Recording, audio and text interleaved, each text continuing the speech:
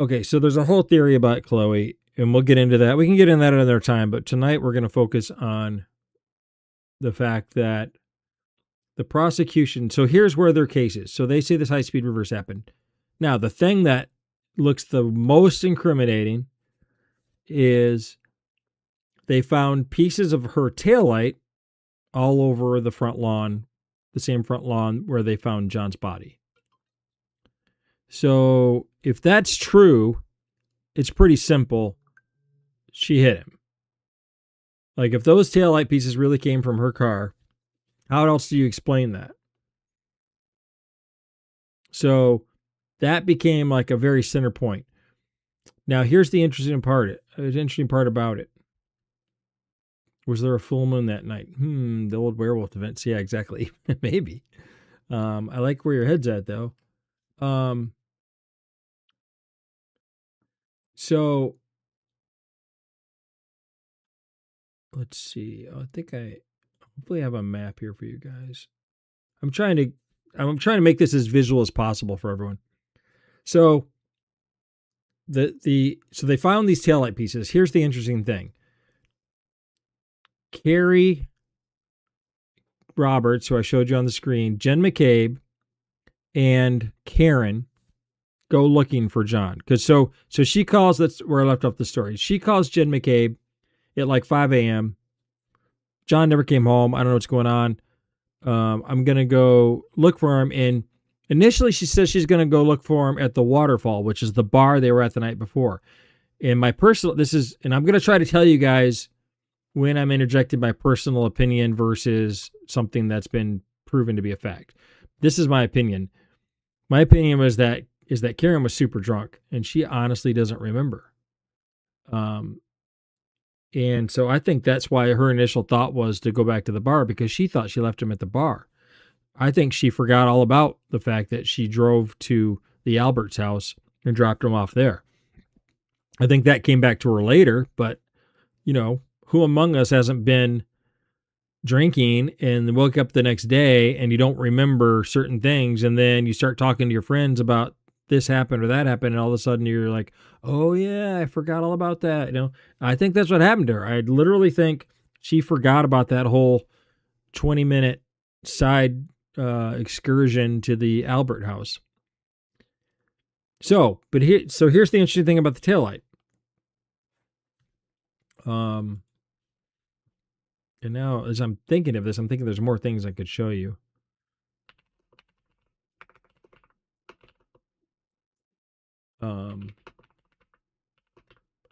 So it's 5 a.m. Jen says, no, come here and I'll go look for him with you, or something like that. So Karen goes to Jen McCabe's house. Carrie, who she had called earlier, meets them at Jen McCabe's house. So the three of them are, yeah, exactly. The three of them meet at Jen McCabe's house, okay? And they decide Karen shouldn't be driving. She's frantic. She's on 3 hours of sleep, probably still drunk.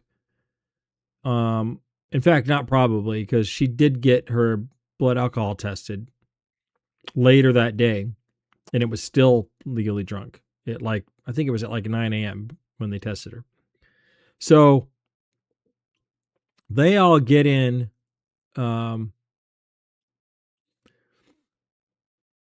They all get in to, great reply, Riley. So they all get in, they don't all. Jen McCabe gets into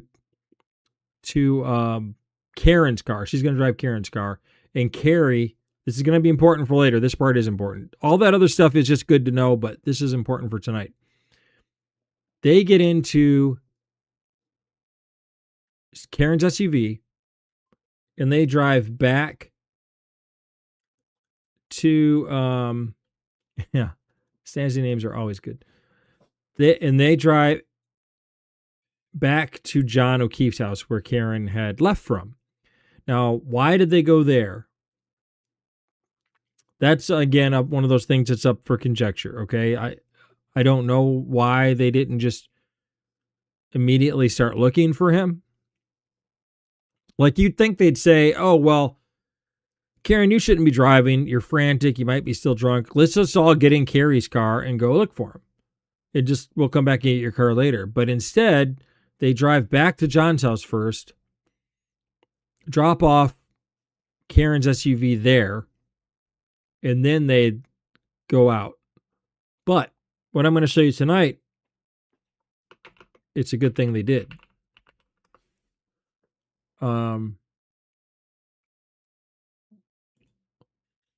And just to show you real quick, this is, remember I'm going to explain a little bit more about the taillight pieces because this is important.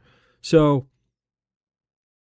they go to look for him and they find him on the front lawn of 34 Fairview, which is the house that they had gone to for the after party. So they find him on the lawn, incapacitated. They jump out of the car. Karen loses her mind. They all go crazy. They're trying to give him CPR, all these things. Jen McCabe calls 911. Now it's 6 a.m. It's like they find him, I think it's 6:04 or something like that. I think they called 911 at 6:04. I think they found him at like 6:02. Okay. So, I feel like my mic keeps drooping. Nobody likes a droopy mic. So, okay, so here's the important part. So they find him, they call 911, the police come, the ambulance comes, the fire trucks come, like it's a whole scene, right? And they take John, they put him in the ambulance, and they take him to the hospital. The police come and they search the area for, I don't know, whatever police search for.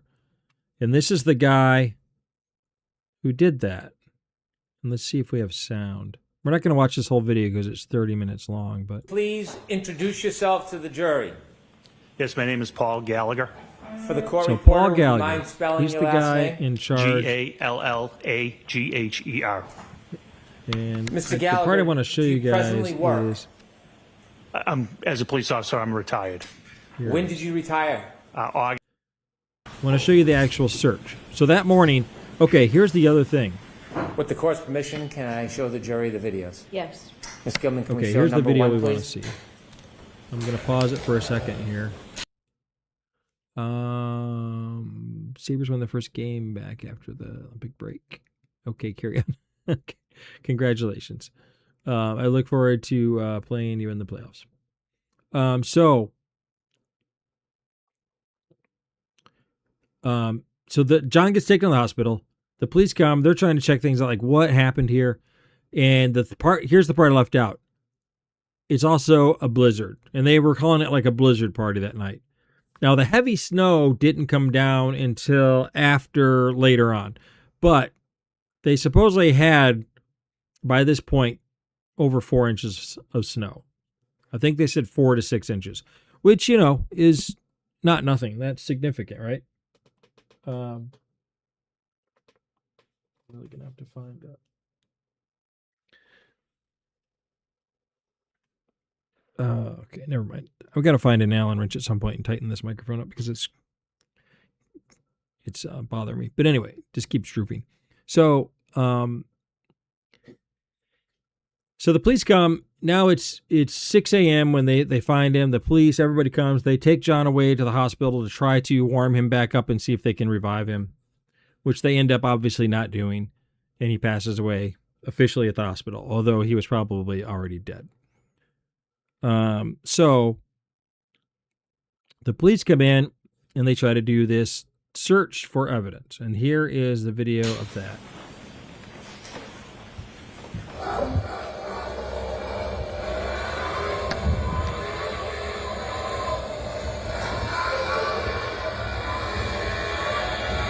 Which now that I'm seeing this, like, I don't even see anything moving.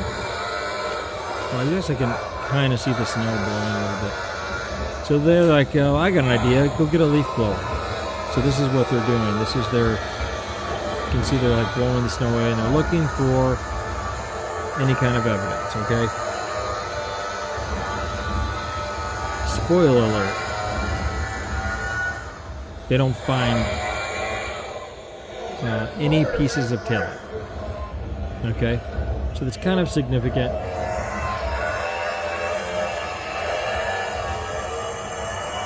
So the timeline is. Let me. Yeah, is there anything more interesting here? The ones up top by the flagpole were for when the officers put out the crime scene tape. Did officers try to wrap the crime scene tape around the end of the leaf blower? I do. There's an object just below it at like 7 o'clock. Do you see that? I do. Did you discover something in that area? We did. What did you discover? It's a cocktail glass. Was it... Okay, you did it hear have that? any He said damage it's a to it? cocktail It did. glass. Describe that for us. It was broken on the top. Okay. I don't think there's much more of interest to show there. That's kind of the end of it, I think. So, and I know this looks off color, so you have to take my word for it, but they didn't find any pieces of taillight. You can see where they started to find the ground and stuff. I don't know how well they searched the rest of the area, but what they found was was part of a cocktail glass, because supposedly when John got out of the car, like these guys are all Boston cops and Canton cops. Canton is actually a suburb of Boston. That's where this all happened. So these guys do whatever they want, basically. So yeah, they walk right out of the bar with the cocktail in their hand and drive home with it. And that's what they did. So, because they know who's going to pull them over. Like another Canton cop. So, all they find is a cocktail glass, which we know John had. They don't find any taillight pieces. So the Canton police decide we need to investigate Karen. We need to maybe we need to charge her, because she was also asking people, could I have hit him? Could I have hit him? Which is a suspicious thing to say. Some people then testified later that turned into, I did hit him. Her saying, I hit him. Okay. Even if she said that in her state of mind, I don't know that that's a smoking gun. But the weird thing is nobody said that she said I hit him until months later. At the time, a lot of those people, like the first responders that later claimed they heard it, didn't say anything. And when they did say something, it was months later, and it was that suddenly it morphed into I hit him. So that was always a little bizarre. So anyway, the police go. Now at this point, Karen has gone back to John's, gotten her car, and driven to her parents' house, which is about a half an hour away in Dighton, Massachusetts. So the police go to Dighton, Massachusetts, and get her car, or to impound her SUV, and load it onto a truck and take it back to Canton. Now, here's the interesting things about that. There's two really interesting facts.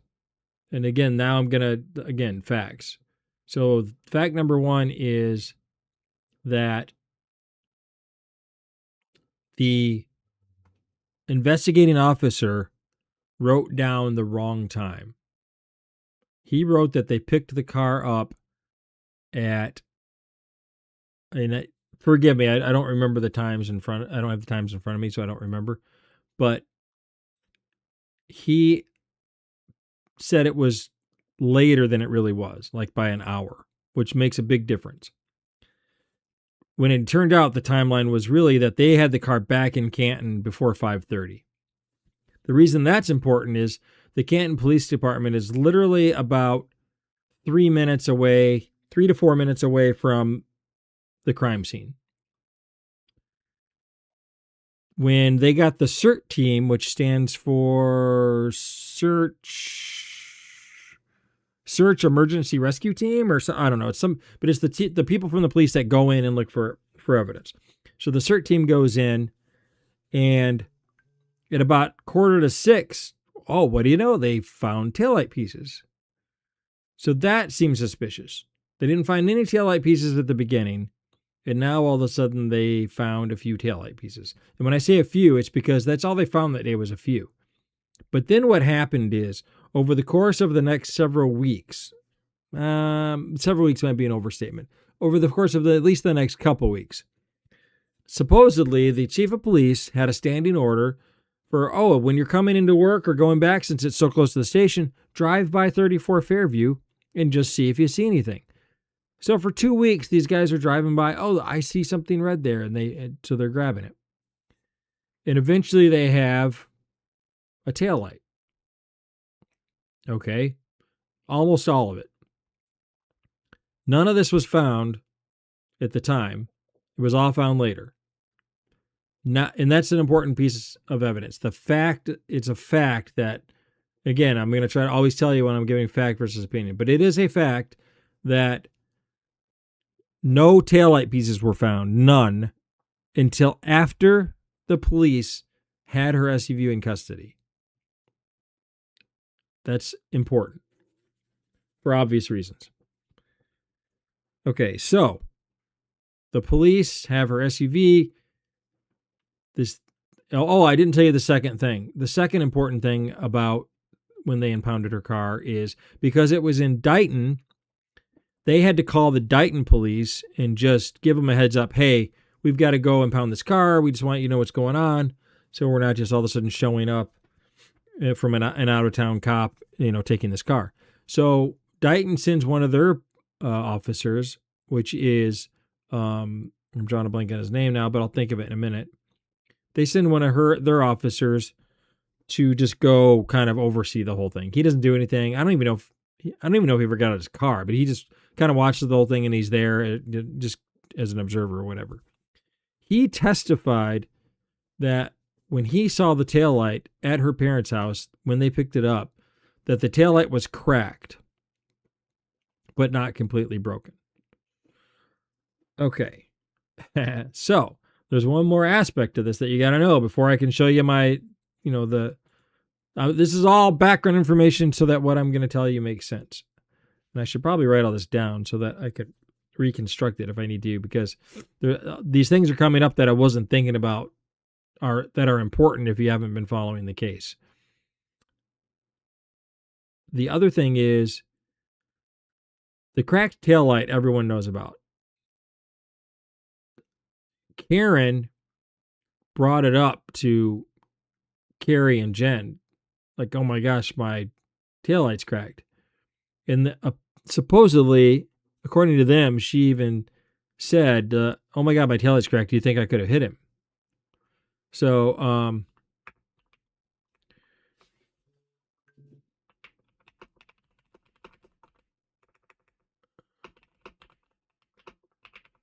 but let me show you.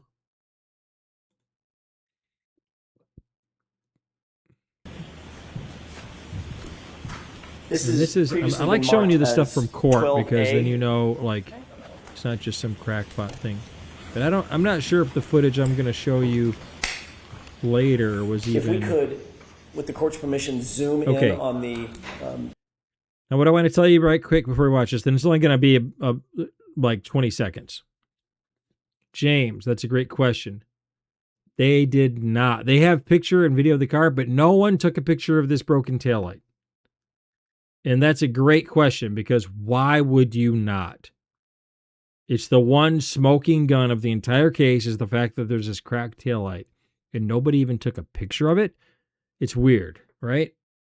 Okay, so what this is, the video I'm about to show you, this is, remember I told you that Karen wakes up, she freaks out, he's not there. She calls Jen McCabe. Jen McCabe says, well, come over here and we'll go find him. So it's like 5 o'clock in the morning. I don't know the exact time. It's around 5 o'clock in the morning. That's this video. This is her leaving John's house to go to Jen McCabe so they can go look for John. So the important thing to know is this is after the alleged collision that supposedly happened at 12:22 a.m. This is now almost 5 hours later at 5 a.m. And she's leaving John's house to go to Carrie's house or to Jen McCabe's house. Okay, so the other thing, just so you know, this is John O'Keefe's car. It was home the whole night because Karen drove. Actually, I think he got picked up by a friend and then Karen met them there. Okay, so let's go ahead and watch the video. This is her backing out of the driveway. On the Chevy Traverse in the upper left-hand, the vehicle in the upper left-hand corner of the video. Okay. Can you hear that okay? Pause it. Just go ahead and zoom in on the upper left-hand corner. Okay. Go ahead and play. So remember there's this blizzard going on. Watch John's car carefully. Oh, they're going to zoom in on it for you. Watch the tire. See that? Pause. Did you see anything happen with the left rear tire of the other car in the driveway?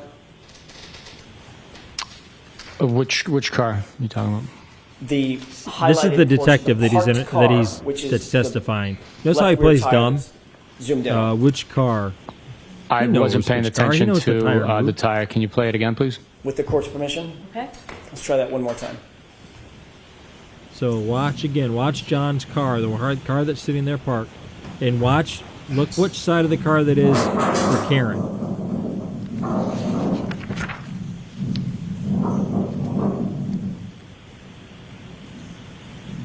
Boom.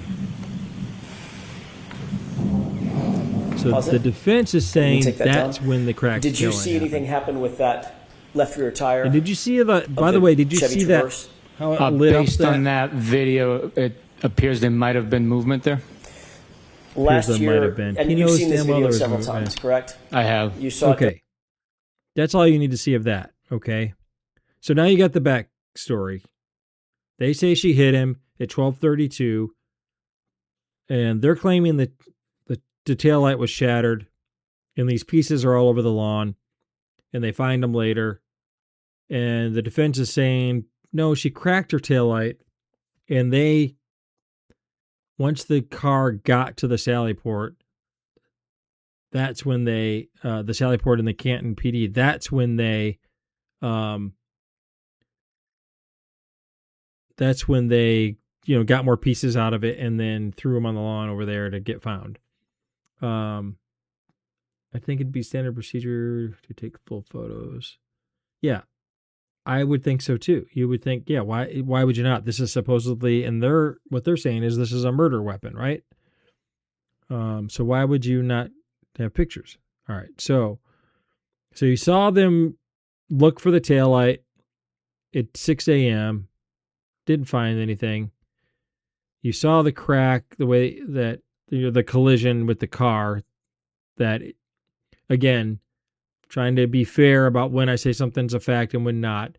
There was definitely a collision between those two cars. Whether or not, how bad it damaged the taillight at all, we don't know. I can't prove that. Okay. So just remember, this is the whole case revolves around this taillight. Because if the taillight was truly cracked at the scene of the accident and they truly found those taillight pieces there, she's guilty. There's really no other way, unless she cracked it some other way in the exact same spot where his body was found. That would be pretty much game over. And if those pieces were planted, kind of means she's probably innocent. Although, again, there's a chance that she still did it, but they planted more taillight just to make sure, kind of a thing. Okay, so, yeah, and reasonable doubt is a great way to put that, James, because if you think about, that's what a jury's asked to do, is find someone guilty beyond reasonable doubt. And that's why, no matter what you believe in this case happened, I still will always say, based on the information they had, I think the jury made the absolute right decision. Because how could you not say, to pretend there was no reasonable doubt, to me is insane with all this evidence. Okay, so you got the gist of this. There's the alleged collision with John killing him at 12:32. There's the backing out at 5 a.m. into the other car, which we saw that part on film. And then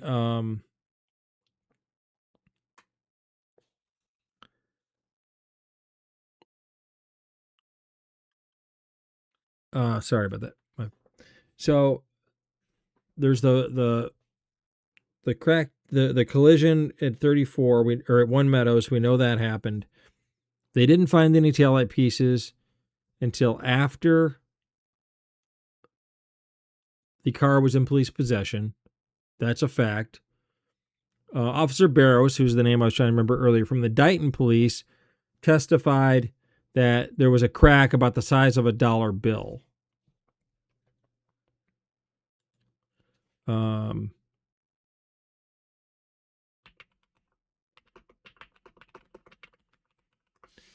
Now, he did look... Barrows did get a little crossed up during cross-examination. But without getting into that whole video, because it's not really important for what I'm going to show you. Trying to find a picture of... Oh, here it is right here. This is what makes me mad. You should just be able to... You used to be able to just open a stupid picture, and now, like, it takes you to whatever website it's on. No, I don't want that.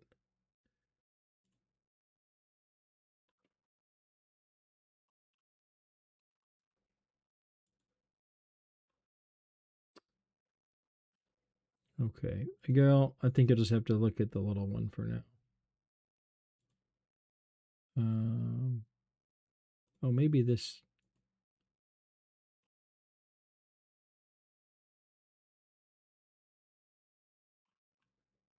Oh my gosh. All right, I'm just going to show you this. You can... It's not as big as I wanted it to be, but... Actually, I could probably zoom in, I guess.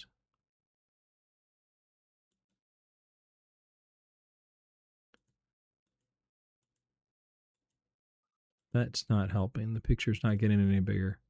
All right, you'll just have to look at it. So this is the picture of what they say that the taillight looked like. This is after the police have the car, the SUV. This picture was taken in the Sally Port at the Canton Police Department. So you can see here, in fact, let me see if I have my little pointer thingy.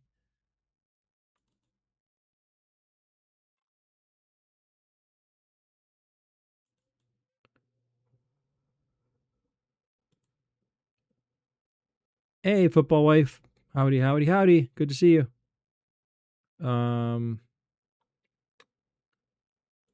Let's see. I want this. There we go. All right. There's a better arrow. So you can see this whole thing right here. You can see like all this should be red. Okay. You can see this one.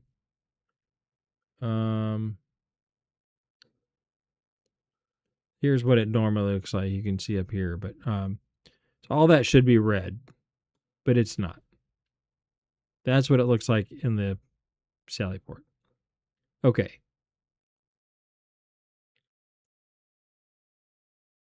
Okay, I think I'm ready to show you what I feel is a smoking gun. All right. Let's get rid of that and that, and that, and that. I was gonna show you, this is Carrie Reed testifying to the route they took, but you'll just have to take my word for it.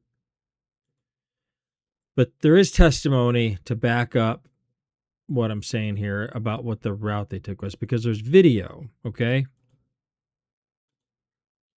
There's video of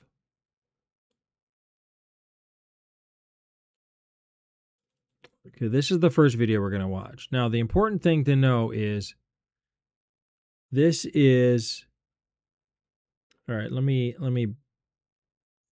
explain this a little bit. This video, remember when I told you Karen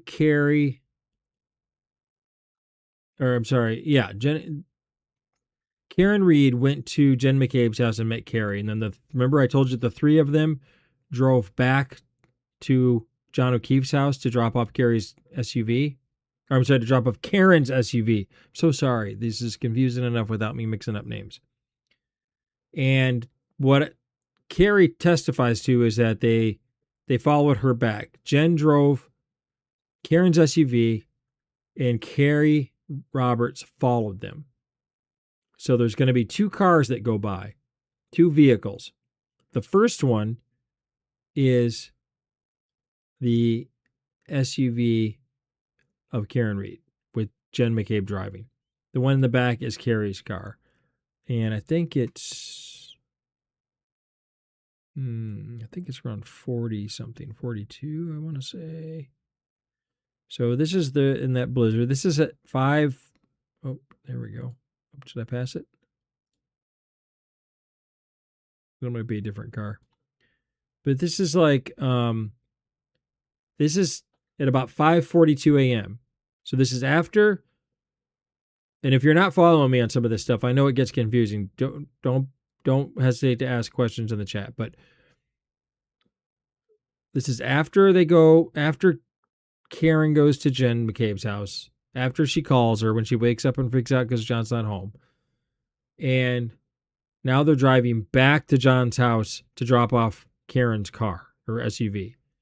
That's when this video is. It's like 5:42 in the morning. Okay, that was a different car because they're going to be going the other way. And if it ever comes down to it, just know that also because of however this works, this video is also reversed. And if you look at the do not enter sign there, if you can make it out during a clear moment, you can see that it's backwards. But just so you know, that's part of the equation. We know that it's backwards. And backwards video became a big deal in this trial because there's video of the Sally Port with the SUV in it, and it turned out that was a mirrored image of video. But that's a whole other thing. We can talk about that another night. But right now, I think it's at 5:42.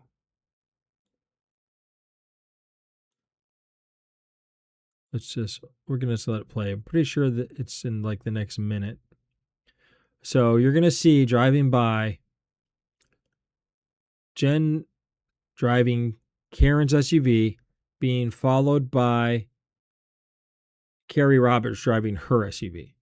That's what we're going to see any second here, I believe. I think it's at like the 42-second mark. 42 minutes, I should say.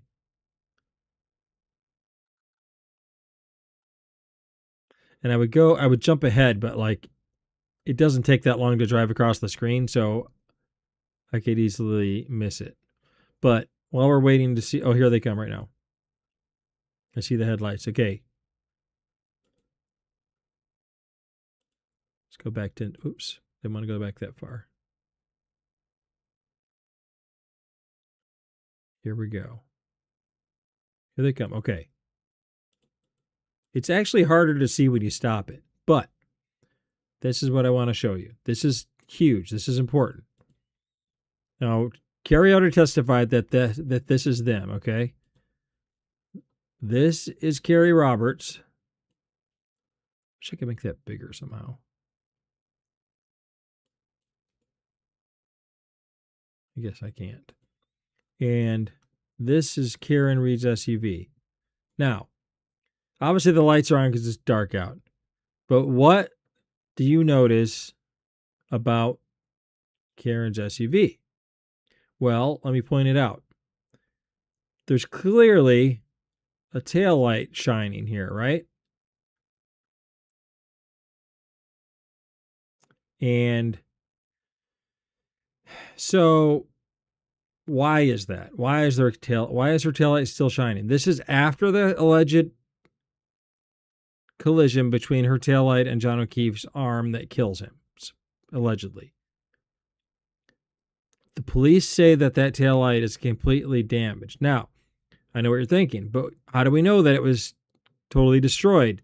Maybe it was the picture that we saw of it in the Sally Port didn't keep it from lighting up. Maybe it still could light up, because the way that the taillights work on these SUVs is in the old days, you had a red lens and then you had a regular light bulb under it. But because just a white light. But because the lens is red, it made the glow red, right? But with these modern cars,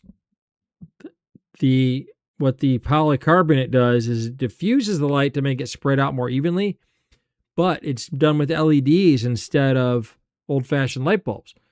So those LEDs are already red. So you don't need that polycarbonate cover to make the light red. You've got the white light for when you know how when you put your car in reverse, the white lights come on? You got those there, but then you also have the LEDs. And the other thing about these SUVs, which is probably the case with most modern cars, it's not like the old days where you had separate brake lights. So when you put on your brakes, it lights up. And when you don't put on your brakes, or when you just put on your regular lights, it's let me rephrase that. The way these work is it's the same LEDs. When you turn on your lights, they come on. When you hit your brakes, they get brighter, but it's the same lights. Does that make sense? All right. So remember all that. So here we are, 5:42. The collision allegedly happened 5 hours ago that supposedly killed John O'Keefe and knocked out this taillight. Here, in this situation, here we know the taillight is still working because we can see it right there, plain as day. Okay. So your next thing is, yeah, but we don't know just because it hit him and shattered the polycarbonate, maybe it still worked. Okay, and that's fair. Maybe it did. Now let's go to our next video. This is the one that brings it all together. This is the one that brings it all home. So hold on to your butts, as they used to say. So, what am I doing here? Okay. Now, the next thing that happens is, remember I told you, so they go drop her car off. The next time her car leaves, as far as we know, is to go to Dighton to her parents' house. So she's at Dighton. That's where they impound the car from. The car goes from Dighton to the Canton Police Department. And then after that, these taillight pieces show up on the lawn. Okay. So at 5:42, we got a working taillight. So the Canton Police, by 5:30 the next day, so 12 hours from now, they have that SUV in police custody. And within a couple of days of that, they have this guy named Trooper Paul, and that's his last name is Paul. Trooper Paul is doing these tests. I don't know exactly what he's testing for, but he's driving the car and he's backing it up and I guess seeing how it reacts. I don't know exactly what he was trying to prove, but he's doing these tests. And luckily for everyone,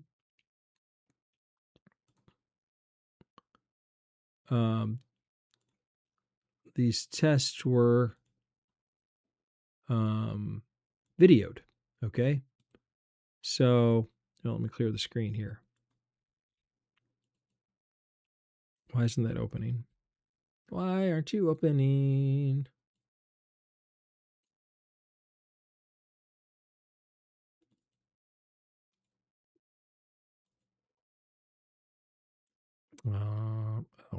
Oh, it's trying to open. There it is. Okay. Now here it is. Here is the SUV getting tested. I know it's kind of small. Let's see if I can make it. It's a little bigger. See, I'm going to make this bigger. Okay. All right. So here it is. And Trooper Paul is going to do this test where he backs up the car super fast. So here he is going back. I guess he's not going super fast, so I take that part back.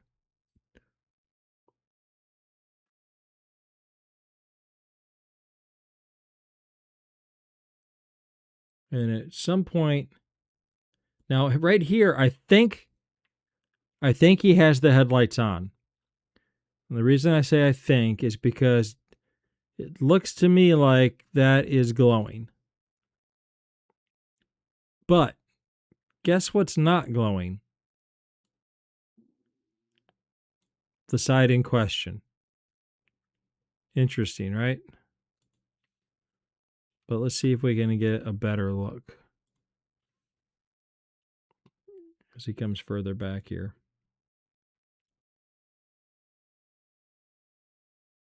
Oh, what do we have here? Now the brake light's on, so we know. Let me see if I can go back to where that first comes on.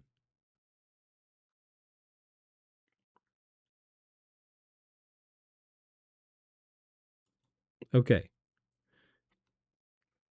Now it's obviously glowing, right? Obviously glowing.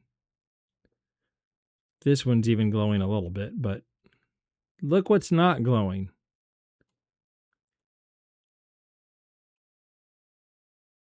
This is after the police have the car. Now all of a sudden, this light is not working at all.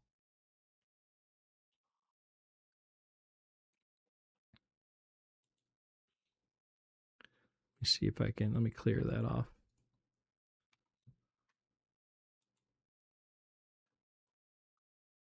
And as it gets closer, now you can really tell, like, this is, you can see, lit up, nothing. So obviously the $1 million, oh, you can't see it because I'm in your way. Sorry about that. There. Lit up, lit up.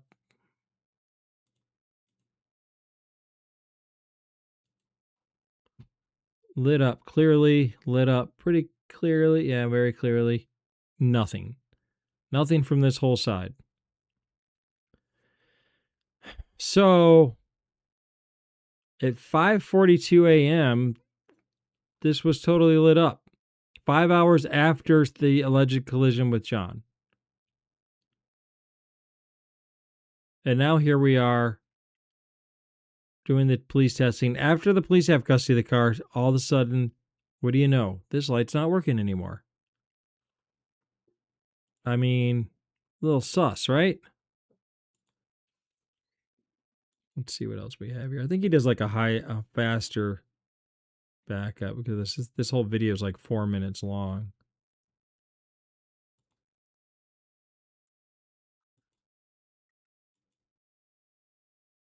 So there he goes. See how there's nothing on the right side. You see him stop there again.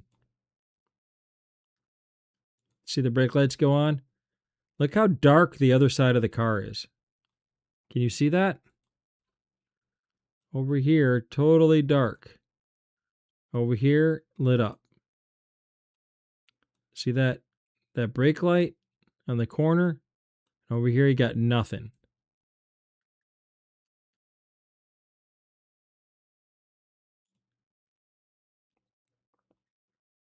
Okay, that was my big aha moment. Like, you guys should be saying something in the chat. Just kidding. All right.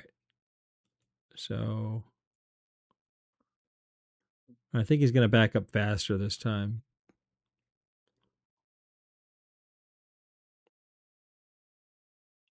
You see the reverse lights go on. I don't know what he's doing now.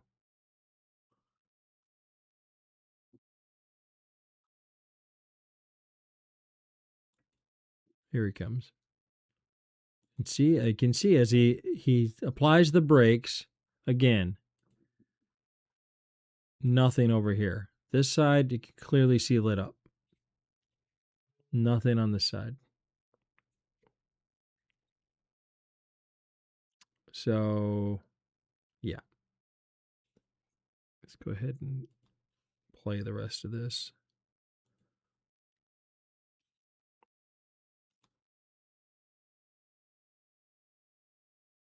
Oh, see, you can really tell now that he's backing up and turning things on and off, brake lights on and off.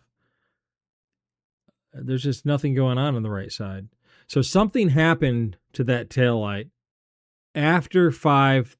That's why, remember earlier when I said you could still make an argument there's a long shot that maybe she still hit him, but they wanted to make sure she got proven guilty. You can make that argument. Or you can make the argument that somehow in police custody, the taillight got damaged further. But that seems almost as egregious as planting evidence. I mean, this is evidence. How do you let further damage happen to it?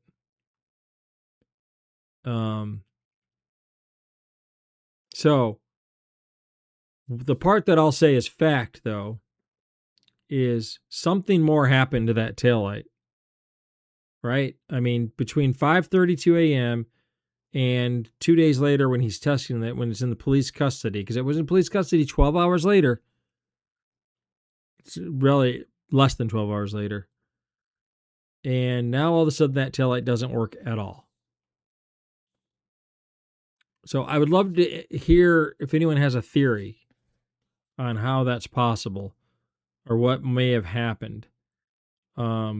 But to me, it seems, oops, that's not what I wanted. It seems like kind of a smoking gun. It seems to me that the odds would be, highly, highly in favor of some shenanigans went on. I don't know how else to explain this. Like shenanigans, right? Taillight's working at 5:32. They impound the car and claim she hit him breaking that taillight. And then after they impound the car, suddenly the taillight is no longer working. If I were the jury, this alone would be reasonable doubt for me. If I were on that jury, I would say, yep, there's reasonable doubt. Like, all of a sudden the taillight doesn't work. This is back to the beginning, by the way. What else do you need to know? At least for reasonable doubt. Like I said, am I saying that means it's impossible that she hit him? No, I'm not saying that. There are ways it could have happened, but man, you got to twist yourself into some pretzels to make the logic work at this point. I mean, you got to have something either accidental or on purpose happened to mess with that taillight, right? I don't know how else you explain this.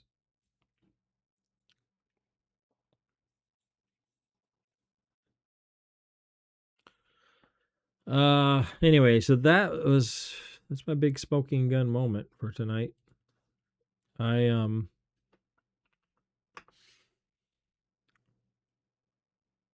mean, I could do one going the other way.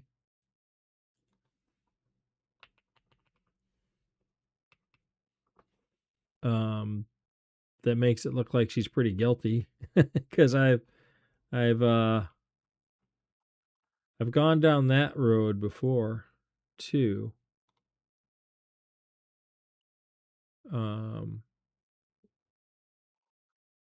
Sorry, I'm just trying to.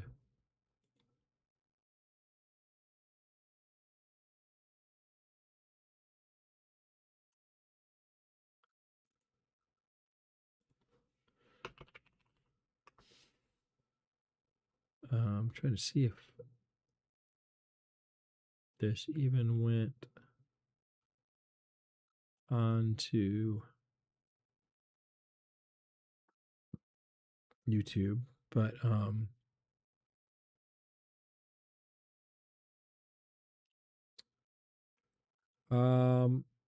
yeah, I don't know. I would love to hear theories. If somebody can explain this one away, I'm sure someone will.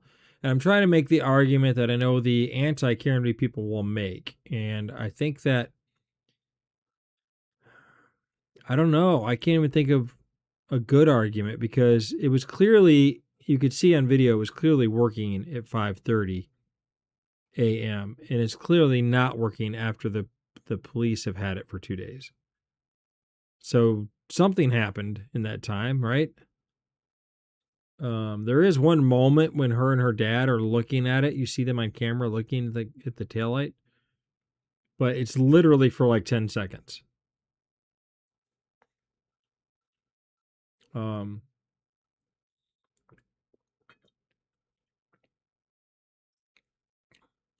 Oh, I think I might be. Oh, I think I went live on my chairman of the board channel. That's okay. Except for probably should have changed the name away from Lions versus Packers. Might have been smart to do that. I don't know, you guys. I feel like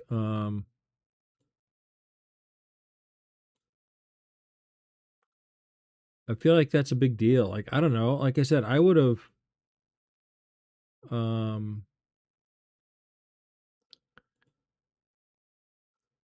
no, here we go. I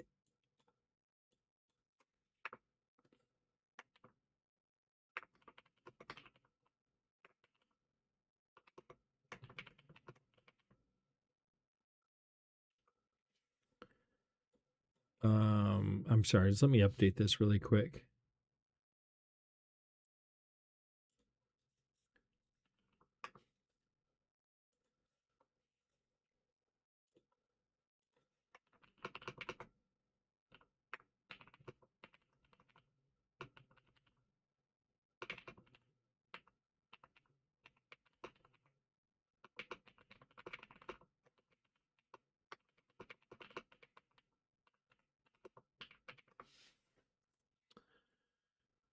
I don't know. When I, and it's all these pieces of video have, well, the video from from them driving at 540 whatever was not released to the public until recently, like because of a Freedom of Information Act filing. I don't think that one was even shown at trial.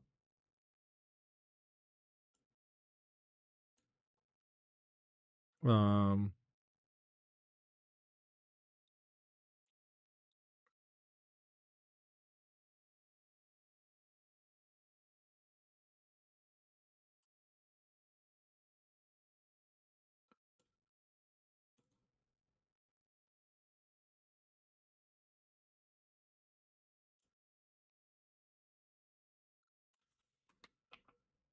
um,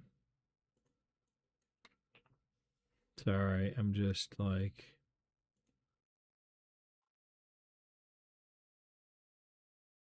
trying to update this real quick. Bear with me. But I don't know. I'm curious if anybody has any thoughts on how that happens. Because to me, it's like, I mean, like I said, it doesn't prove 100% anything, but as far as convicting there, to me, that's game over. Like, um, how do you convict someone when you can see that issue with the taillight? It worked at 540 whatever.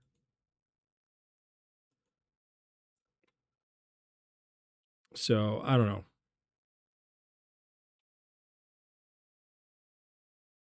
To me, that's game over, or at least close enough.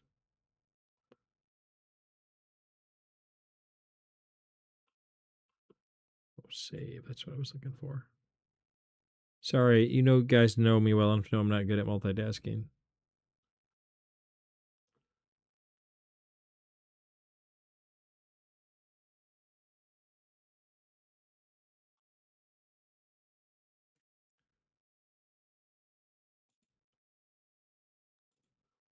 All right.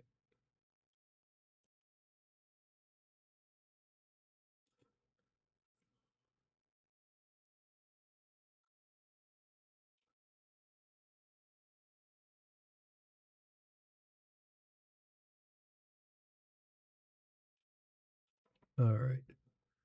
Interesting. Just curious if I can.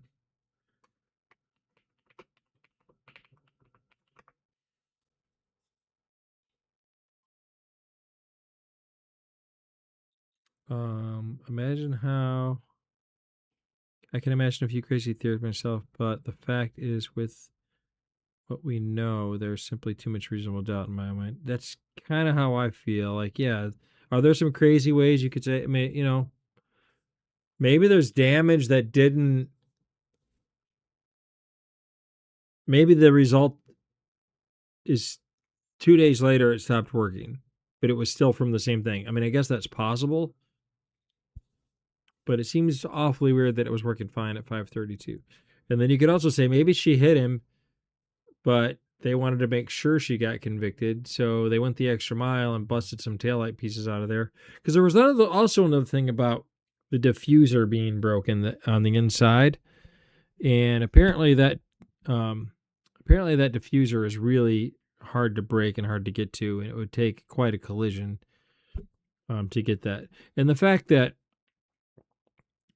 that blows me away is that people are so bent on this idea that she clipped him. They keep saying, well, there's no marks on John because she just clipped him. Well, if she just clipped him, how did she hit him hard enough to bust? I don't know if you guys have ever do this, because I'd never done it until this case, and I was curious.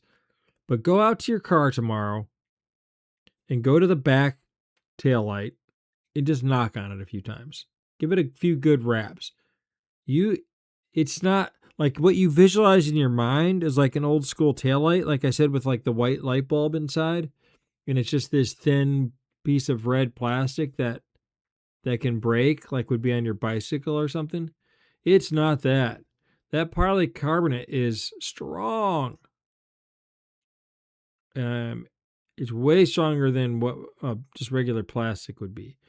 And to think that hit him hard enough to shatter, but did not leave a single bruise or broken bone on its body is crazy to me. And what they claim is that his arm shattered, the taillight shattered, and that's where all the scratches on his arm came from. Which to me just seems insane. Because the other thing is, at the time he was wearing a hoodie, so he had a long sleeve shirt on. In that hoodie, there were 8 or 9 puncture holes. Just puncture holes. On his arm, there were I think 32 scratches or something like that. I mean, that's dog bite, right? You got 9 holes that are the size of teeth, and then multiple scratches and abrasions on the skin. That's classic dogs, where they try to grab on and then they let go and they try to reattach. Yeah.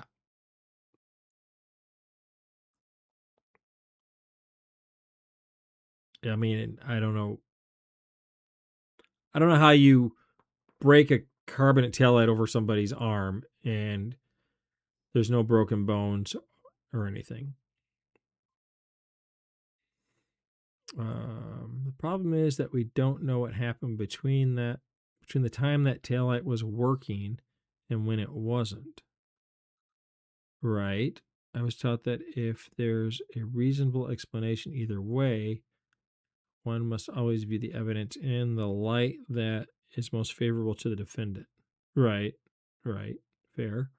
In favor of the defendant. Right. Okay. I wouldn't convict with such a huge hole in a timeline. I agree. That's how I feel about it too. Like, can you come up with some possible explanations for this? You can, but boy, they all seem far-fetched. They all seem a little bit. And people that think she's guilty are always quick to say, well, you've got to look at the total picture. It's not any one piece of evidence. You got to look at the total picture. And believe me, and that's the next video we'll do. I can make a video that will make her look super guilty too. But exactly what you said, James, when you've got to view the evidence, we live in the law is you're innocent until proven guilty beyond reasonable doubt. And this seems to me to be the very definition of reasonable doubt. I don't know how you can call it anything else. But one of the things that doesn't make sense, if she didn't do it, how is it there's a coincidence that her SUV shows that it did a high-speed reverse at the same time that John O'Keefe's cell phone stopped moving for the last time until it was found at 6:02 in the morning. That's a pretty big coincidence too, right? Like, how does that happen? And for the longest time, I was convinced they must have manipulated that data somehow. And I'm still not positive that's not what happened, but it doesn't seem like it. And the fact that a lot of this stuff was happening within days. I mean, I realized the problem she was up against is these people are police and investigators, and this is what they do for a living. So they know exactly, what the evidence is going to be, what's going to get looked at. So it's not like if you or I did it and we're trying to plan the perfect crime, and then we're like, oh, I didn't know they had access to, the car movements and, all these things that are recorded now in cars. They know all that stuff. So that makes it tough. Makes it tough. So yeah. I don't know what else to say about this, but I think I will use this as a way to I'm glad I walked through this for you guys, because it sort of made me realize if you're not, you get in such a bubble, because when you have talked to so many people about this case, and I've watched so many videos about it and people with their theories and new evidence coming forward and all these things, you totally lose the fact that some people haven't followed it that close, and they don't know about the taillight thing. They don't know about the reversed video in the Sally port. They don't know about the car data that shows her car did do a high-speed reverse that night. They don't know about the fact that Jen McCabe, who was in the house that night at the party, called John's cell phone 7 times between like 12:40 and 1 o'clock, like in a 20-minute span. Called his phone 7 times, deleted them, deleted all the calls, and then when she was asked about it, because when they checked the phone records, she said she didn't know anything about it, and they were butt dials. The interesting thing about saying they were butt dials is none of them went to voicemail. Now, I don't know if you've ever accidentally called someone, but if you don't know you called someone because it's a butt dial, it just rings and rings, and if they don't answer, it goes to their voicemail. So that means she not only called 7 times, all 7 times she hung up before it went to voicemail. So she butt dialed 7 times and butt hung up all 7 times as well. Not a single voicemail was left, and she deleted all those calls and then claimed she didn't know anything about it, that she didn't even know that they happened. That's crazy, right? That's incriminating. That alone might be enough to make you go, wait, so there's more to this that we don't know. Let's see. Total picture is such a farce. If there's a break in any link of a chain, the whole thing falls apart. Exactly. I agree. But you could say the same thing with the other side. If you look at the whole picture, you had but like you said, all you need is one of the links. You don't need them all. But if you have, the taillight pieces, none were found until they had her SUV in custody. 0, none. You have the weird butt dials. You have the taillight not working at 5:42 a.m. and no longer working after the police have it. You have the cop from Dighton who said, yeah, he saw a crack in the taillight, but it wasn't completely damaged like what it looked like in the Sally port. So anyway, yeah. Let's see. I'm a fan of a fully informed jury, of the Fully Informed Jury Association, and it's known in the town which I live, so I'm always summarily excused from jury. Oh, really? That's interesting. I've never been called to jury duty. And I'm well into my 50s. Never been called to jury duty. I've been a registered voter since I was 18. I don't know why. Not that I want to be, but if it were cool case. I might not care. Thanks for the info. I'll be using this going forward when I have one. Yeah, it's well, you're welcome. Like this case is infinitely interesting, and it's not going away anytime soon because there are just so many twists and turns. And like I said, if you in the problem that I have with it, and what I want to bring to the table that's different is I just want to look at evidence. That's why I called it follow the evidence, because you'll find a ton of Karen Reed supporters online with YouTube channels, and they would tell you all the things like I just showed you that present reasonable doubt, where to the point where you're like, yeah, she couldn't have done it. But what they won't do is they won't ever talk about the things that they can't explain. How do you explain the high-speed reverse at the exact same time his phone stopped moving, at the exact same time at the exact same place, where the cell phone was found? That's a lot to look past. But they don't ever want to talk about that. Oh, well, I don't really understand how that, how they get that data or whatever.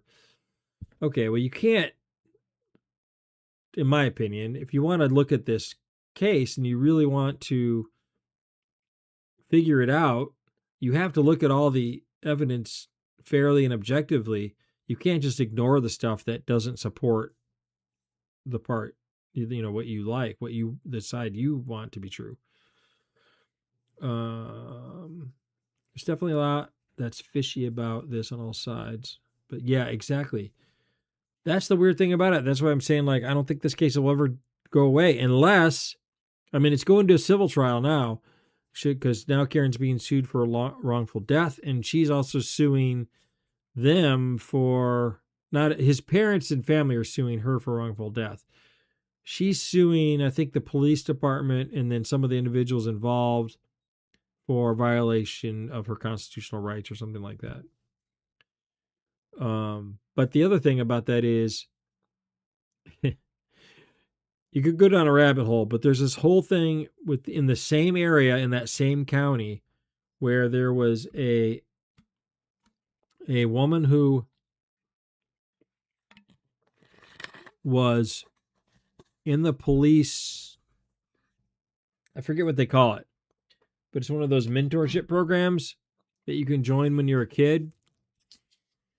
When you're like 12 or something, you go to these, and they teach you about police work, and it's just supposed to be like a community outreach program. And then it turned out, her name is Sandra Birchmore. It turned out that they were grooming her. And when she, in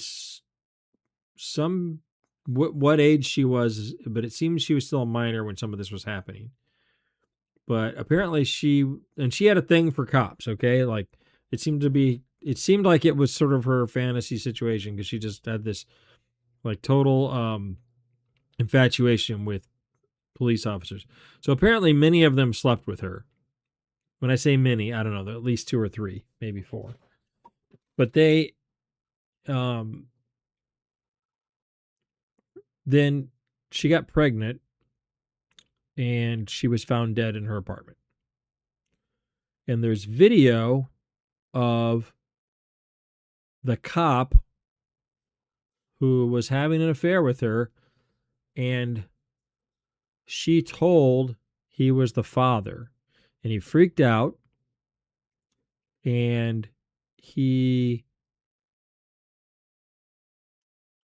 I don't know if he wanted to have it. I don't know what he wanted from her, but in the end, he claimed, it's cool. We'll figure this out. And I'm going to come over and let's talk about it. And she's like, yeah, come over. Let's talk about it. Sweet.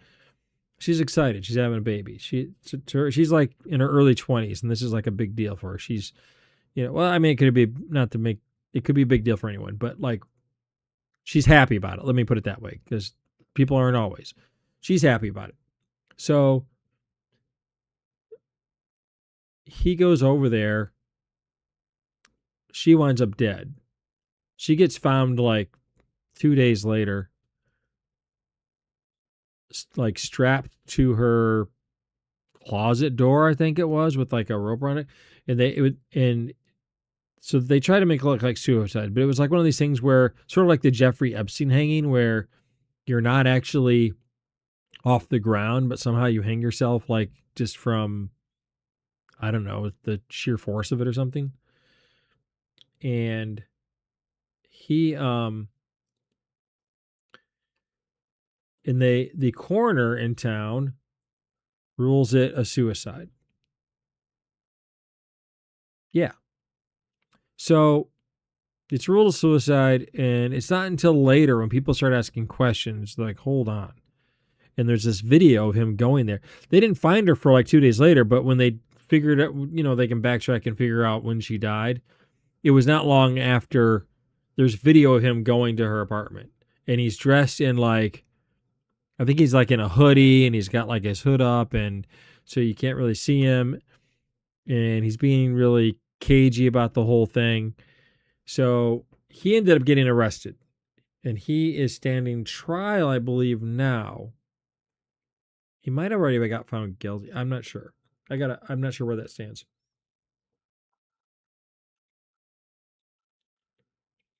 But my point is, it's in the same county. Yeah, it's all connected, Cuban Benny. She had dirt on Hillary. It's all connected. It's all connected.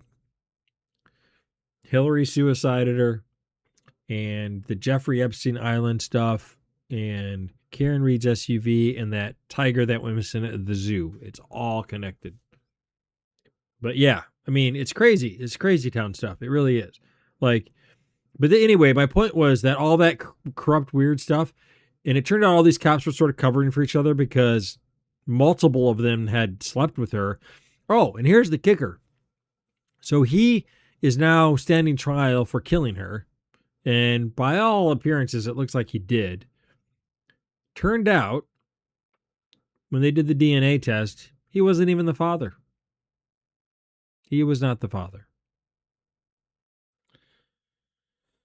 So, and apparently there were more than one cop that would stop by her apartment from time to time. And I guess sometimes even while they were working.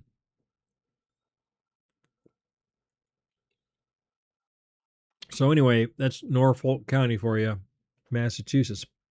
My point is, there is a pattern of serious corruption in that county, and that's like the next town over or something from Canton, where this all happened.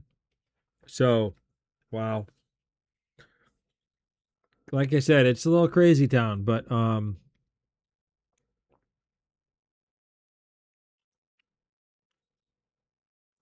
that's the gist of it. That's all I got for you guys for tonight. But there's so many more things, and see how, like, I spent over an hour. I don't know, how long have I been on? We've been on for an hour and 20. We probably BS'd for 10 minutes. But well over an hour explaining this one thing. This is one little part of the whole big puzzle. But I just felt like the thing that I've been looking for in this case is evidence, proof, one way or another.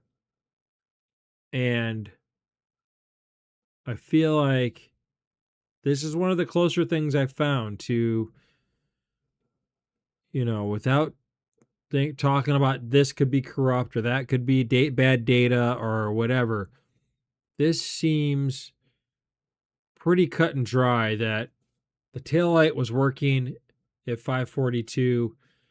The allegation is that they damaged the taillight further to put pieces on the lawn. And after they had the car, when they would have done that, now the taillight doesn't work anymore. To me, that, I mean, there's a girl that has a channel that not all she does, but most of her time, she's some type of therapist and behavior analyst, and she'll break down every single person's testimony and tell you who she thinks is lying and why is this person lying, and which is great. If I had that expertise, I guess maybe I would do that too. But I think we all have a sense for when people are lying, even if we can't explain it in scientific terms. But my problem with it is you can't use that as evidence because you don't know. You might have all these pointers and indicators, but to look at that and then say, I definitely know that person was lying, I can tell because of this, this, and this, and see how they said, they're distancing themselves because they say we instead of I, and, all these little telltale things. But I think you also have to remember that these people they know they're in a trial, in front of a jury, in front of the world, in front of the person who was killed's parents, in front of their family, in front, and then also it's being televised, and there's probably millions of people around the country watching. To me, I don't know. I mean, and plus the other thing too is I always thought that anytime, like if you want to tell if someone's lying or the deception things, the first, based on their language or their body language, the first thing you need is a baseline. And we don't really have a baseline for any of these people. The trial's the first time we're seeing them. So I don't know. I just don't trust that. And even if I did trust it, I'm not saying she's wrong. Maybe she's right. But that's not enough for me. I need, like, this is stuff like this is what really gets me. Like, clearly the taillight was working and then it wasn't working. You can tell when something's up even if you don't know what it is. Yeah, exactly. I agree with that. You can tell like something's going on, right? Anyway. All right. Well, that's all I really got for tonight. Did I bore everyone to death? Did everyone leave? Give me a 1 in the chat if you're still here. If you're still awake. Sorry, to me this case is fascinating. So I could honestly talk about it all night. There's just so many, and like I said, the interesting thing is this is one little snippet of, there's the dog aspect of it. There's all the butt dials. There's I didn't even talk about the homeowner. His name is Brian Albert. The other guy who is that's the other thing too. There's this other guy named Brian Higgins, and he and Karen, the person in question, were having flirty texts back and forth, and something was kind of brewing there. And she went over to his house one night, and they were talking, and like meanwhile she's dating John and practically living with him. But I don't know if things weren't going well or what. But I don't know. I have not watched the Guthrie situation. Oh, that Guthrie. I'm sorry. I was thinking of something else. There's another trial that just started that everyone's talking about that I don't know anything about. The Guthrie situation, I don't know what to think of that. It's bizarre. And I heard there was something new today that was stalling. They said the police are stalled for some reason, or investigators are. And I didn't get a chance to see what it was because I was working late today, and then I had to like jump off and get the dog and get ready to jump on here. So I need to go find out what that was all about. But it's bizarre to say the least.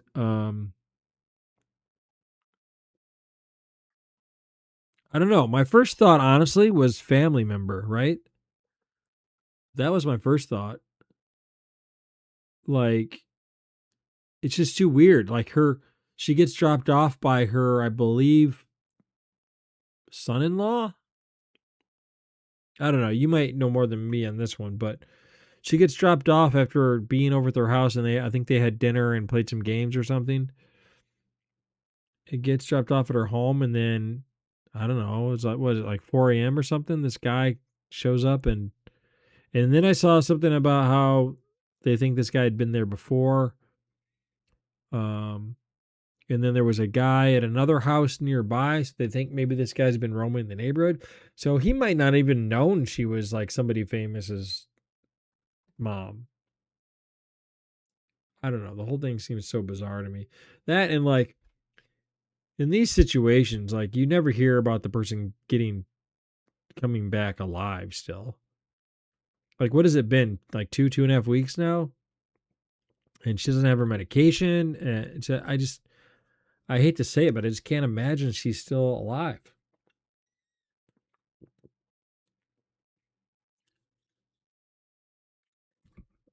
I mean, what do you think? I'd love to hear your thoughts on it because you probably know more about that one than I do.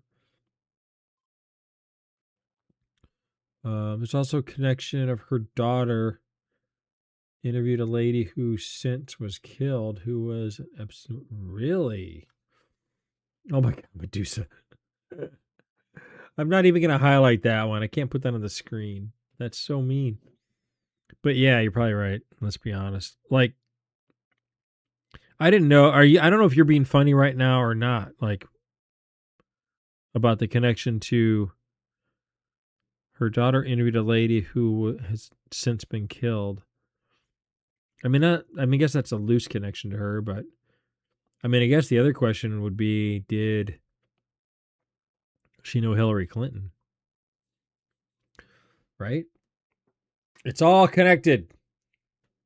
It's all connected. So, yeah. Oh my gosh. I don't know. I mean, I hope they find her. I hope they find her because that's how it was originally presented. Oh, the thing about the daughter interviewed someone who has since been killed. The Epstein thing is, I think, well, I was going to say it's way bigger than most people think, but I think a lot of people do think it's really big. But I think it's even bigger. I don't think Epstein is. I think Epstein is the focal point right now because for obvious reasons. But I don't even think he's the big player in all this. I think he was just a pawn being used.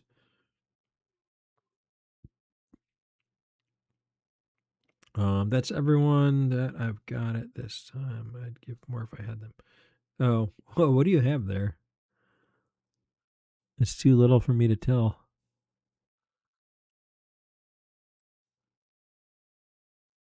You're gonna have to tell me. I can't tell who that is. It's too little. The daughter has the video of her interview still and the evidence she was told. Oh, Savannah does? Oh, face palms. Nice. Savannah Guthrie has that?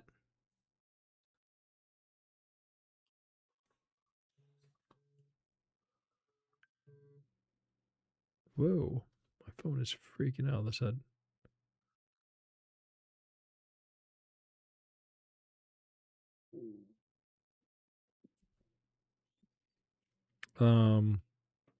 I did get a notification that the Scrubs reboot starts tonight. Are you guys fans of the show Scrubs? Love that show.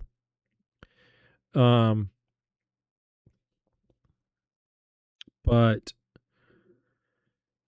anyway, back to this. Okay, so I see what you're saying now. That's bigger than I thought. I wasn't sure if you were joking or serious. Then I was kind of like, well, that's a pretty loose connection. But what you're saying is Savannah Guthrie has videos of her interviewing a Epstein witness who has now since been killed. But the interview hasn't come out yet, correct?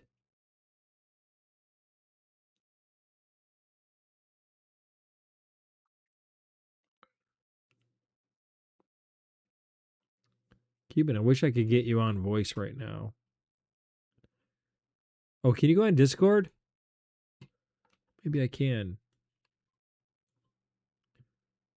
I have to keep reminding myself that this is a serious discussion, that this isn't quite like some of the other channels that I follow.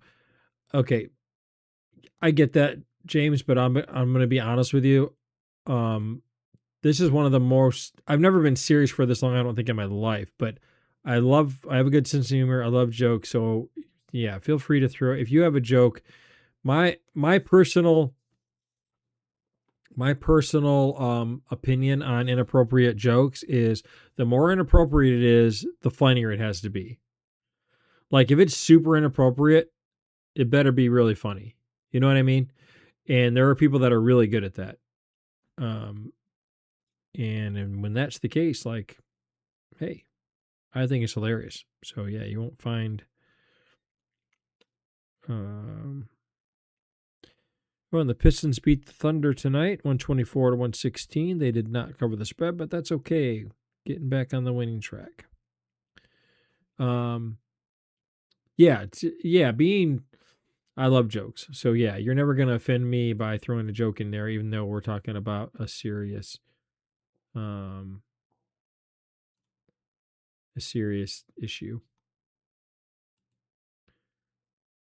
I don't know, Cuban Benny, are you even on Discord anymore?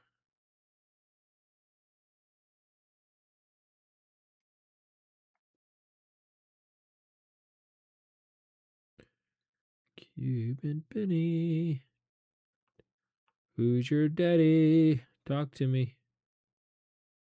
Is that you? That's you, Kramer.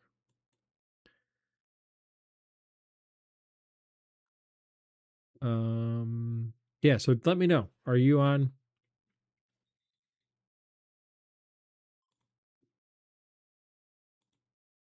I am, but I'm just going off my phone right now. Oh, you don't have Discord on your phone? Okay. I was gonna say I could throw a call into you real quick, and you could talk to me, explain what you're saying. But I think I understand what you're saying.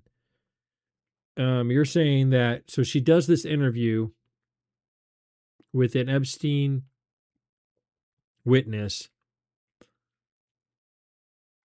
that hasn't aired yet, because that's key. If I'm understanding you, it hasn't aired yet, and then she turns up dead. The mom gets kidnapped.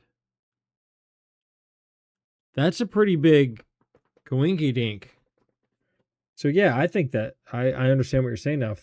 If I have that right, and that's what you were saying, then I think yeah, that's kind of a big deal. That's really interesting. I don't think he has on it. Do you have Discord on your phone, Cuban Benny?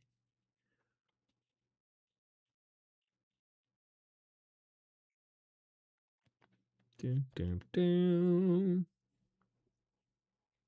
Yeah, I wonder I could probably use the Google machine and find out, I suppose.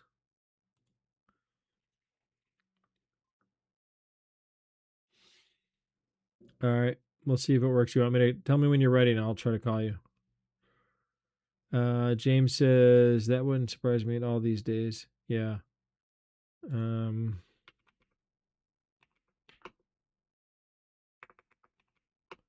you know what's funny? This is again, as long as we're going to be it's inappropriate. I always went back and forth over whether or not Savannah Guthrie was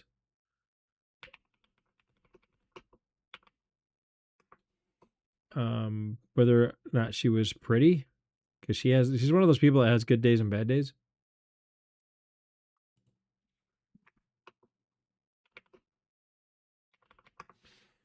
And oddly enough, I kind of decided I think she's kind of pretty because she still looks decent when she was at her absolute worst. Like when she was doing those interviews where, basically begging for them to release her mom or do whatever. You could tell she hadn't slept in days, not any kind of real sleep anyway. And she'd been crying and she was just a mess and she still looked pretty good. So I was like, oh, good for you.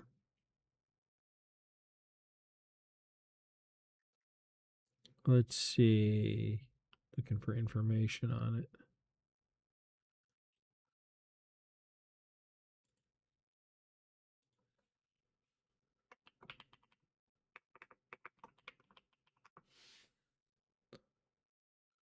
Everyone's pretty at 2:30 a.m. Yeah, it's fair. That's fair. James, where are you from? I can't remember.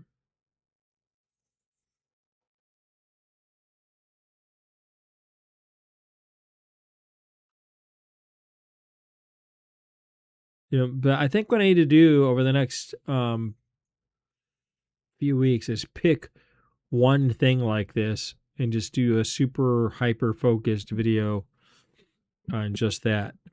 But now that I went over this with you guys, I realized how much background information that you really need, because you need to know about the tail light. You need to know about Officer Barros's um, testimony, because you need to know that there's a whole theory out there that the taillight pieces were planted. Because without that, this doesn't really, just seeing the taillight not working later doesn't really mean anything.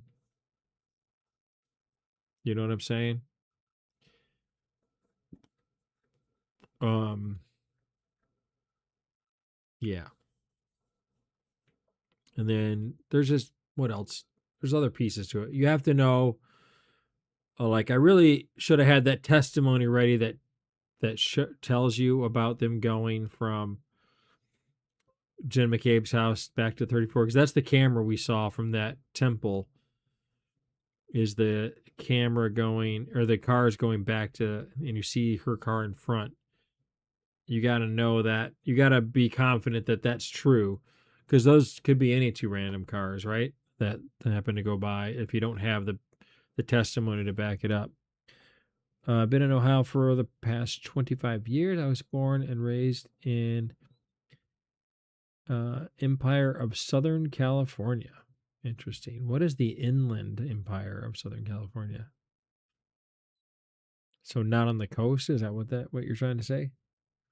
So like LA? LA's not on the coast, is it? Because I know San Diego is. I was thinking, oh, maybe it is. Wow. I'm embarrassed of my lack of geography right now, but I'm so sorry about the Ohio part. I feel for you. That's horrible. If you a lot of people that are in Ohio don't realize that they're allowed to leave. And once you come to grips with the fact that you're allowed to leave, I mean, it's game changer.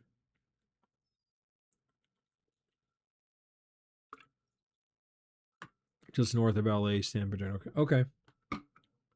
Cool.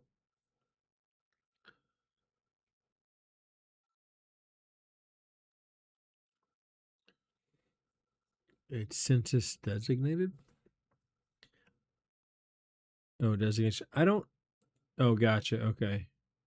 I don't know what happened to Cuban. He said he would see if it works, and I sent him a message, and he's not responding now.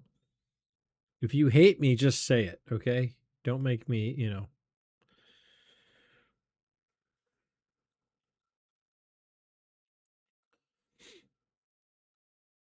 So I need to make notes, though, and my pen broke.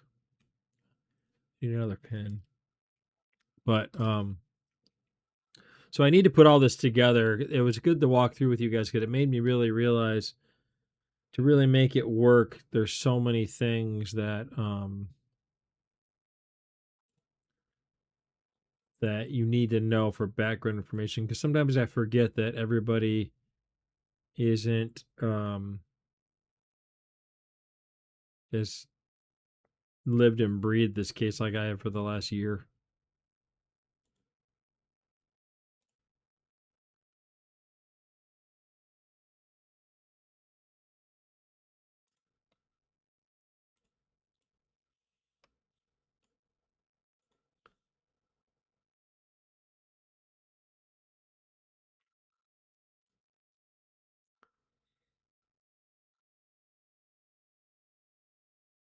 Is that a much younger picture of her mom, or what's going on there?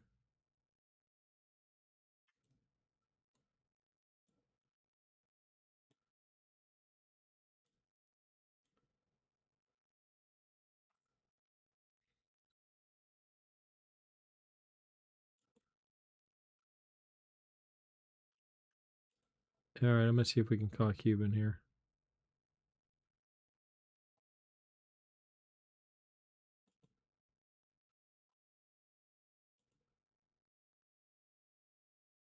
I'm not hearing anything though. It's working. Is this thing on? Can you hear me in the back? Okay, the input's definitely working.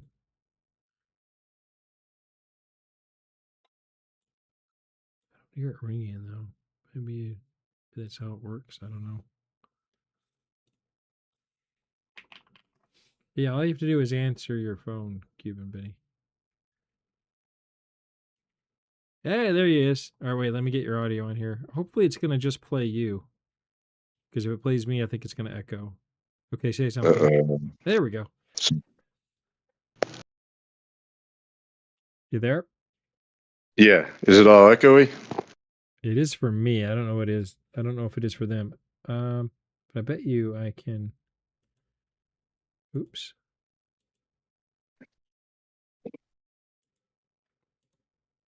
Why can I only do one or the other?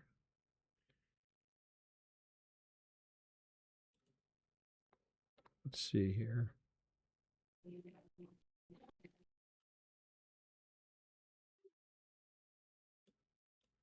Okay. Go ahead and say something now. You still there? Still here. Okay, say something again. Something again. Okay, apparently I have to leave this turned up. Okay, well then. Uh-oh. Oh, I can. Oh, I think I can fix it. Is that echoing for you guys out there, Medusa? I think I just need to turn the monitoring off. Discord audio monitoring output. Let's change that to monitor off. There we go. All right, we should be good now. You still there? Oh, yeah. There we go. Perfect. All right. Got this. Is it echoing for you guys?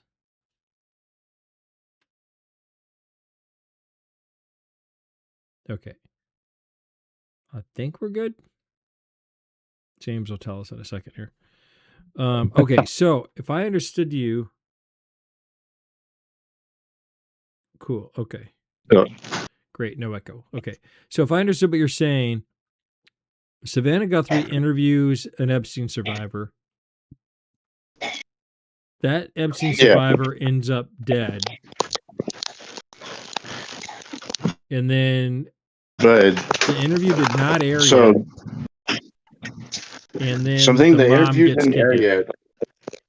Yeah, and she's got she's got the tapes and all that, but also the other cuts, like even just all of their recordings of them talking to each other, and allegedly she either saw or has that girl's diaries or whatever she had. Oh. And I don't know.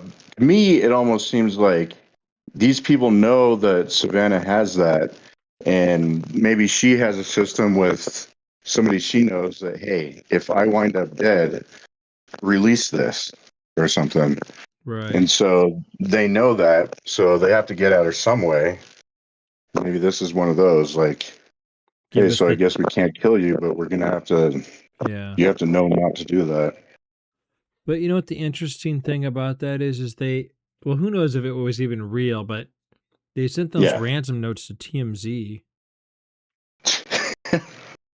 That's how it usually works. I mean, it's kind of brilliant if you think about it. Like if you kidnap somebody that's high profile and then you want to send a ransom note, giving it to like some media outlet instead of trying to get it to the police and having one more way for them to trace it back to you. I don't know. It just feels like it's putting one more layer between you and them, Yeah, that's a great point. I mean, in a way, that's another layer of security. Right. There's that many more, people have played telephone with it, and that many more, people have had contact. It's one more thing. Now the police have to go to them and say, well, how did you get it? And where, and they might even look suspicious as, like, is it somebody here? Now, you know what I mean? It just feels like one more thing to throw some confusion, one more smoke screen. Yeah, it's an interesting tactic. Yeah, but then I think they sent another. And then there was another one where they said they weren't the kidnapper, but they knew who the kidnapper was, and for like 1 Bitcoin or something, which I guess is worth like $65,000 or something. For 1 Bitcoin, they would tell him who did it and where she's at or whatever. And then Harvey Levin said, well, wait a second. There's already a reward for information for her return for $50,000. So why did you have to do this? You could have just done that and gotten the 50 grand.